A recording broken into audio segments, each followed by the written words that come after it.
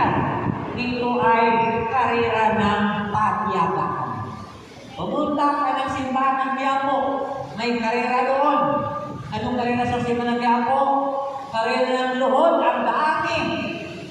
Naghahabulan ng luhod, karera ng luhod. Dito sa atin, hindi karera ng luhod, karera ng patiyagaan. Kapag may daga ka dito, may biyaya ka kay El Shaddai. Hallelujah. Hallelujah. Amen ko ba? Amen ko ba? Mula kung tayo'y maliit pa lang, napakinggan na natin ang kwento ng pagong. Sino ang kanyang kalaban? Rabbit. Inapon ng rabbit ang pagong karera. Bakit alam niya ang pagong ay mabagal?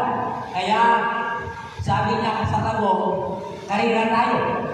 Ang pagong pala, may alam sa karera. Hindi naman ng karera ay nadadala sa bilis kundi sa tiyaga. Nung sabihin ng rabbit pagong karera tayo, tumango ang pagong. Sige, laban ako. Nag-start ang dalawa. Pak!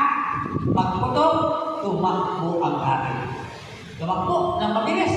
Ang pagong hindi makatakbo. Bakit? Mabigat ang likod, may bahay ang kanyang likod. Kaya kanyang ginawa, lakad lang siya mga kapatid ko.